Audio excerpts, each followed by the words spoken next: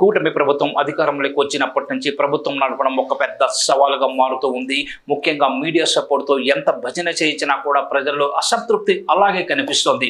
అయితే బయటకు చెప్పలేకపోయినా కూటమిలో చాలా మంది నేతలు మధ్య కూడా అసంతృప్తి గూడు కట్టుకున్నట్లుగా వార్తలు వినిపిస్తున్నాయి. అందుకే ఎక్కడికక్కడ ఎవరికి వారు సంపాదించుకుంటున్నారనే వార్తలు ఇప్పుడు ఏపీలో మరింత ఎక్కువగా వినిపిస్తున్నాయి. ముఖ్యంగా చాలా మంది నేతలు పనులు చేసినా కూడా బిల్లులు పడటం లేదని, కరెంటు బిల్లులు పెంచడం, రేషన్లో కందిపప్పు ఇవ్వకుండా ఉండటం వంటివన్నీ కూడా గత ప్రభుత్వమే కారణమంటూ నెట్టుకొస్తోంది కూటమి ప్రభుత్వం.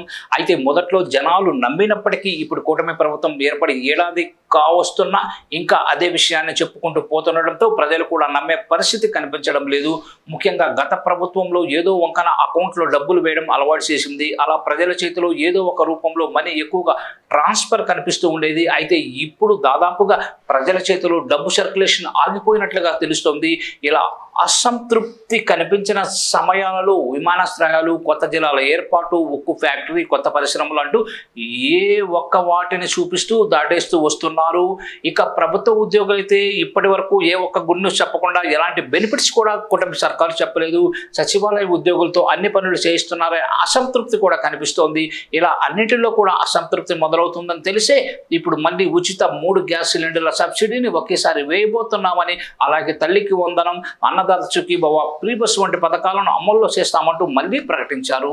దీన్ని బట్టి చూస్తూ ఉంటే ప్రజల్లో అసంతృప్తి సీఎం చంద్రబాబు వరకు వెళ్ళిందని చాలా మంది మాట్లాడుకుంటున్నారు. మరి ఒకానొక సమయంలో ఏపీని జగన్ శ్రీలంక చేస్తారని, అప్పులు పెరిగిపోయాయని చెప్పినా ఇప్పుడు అదే అప్పులతో ఆంధ్రప్రదేశ్ నడిపించాల్సిన పరిస్థితి ఏర్పడింది.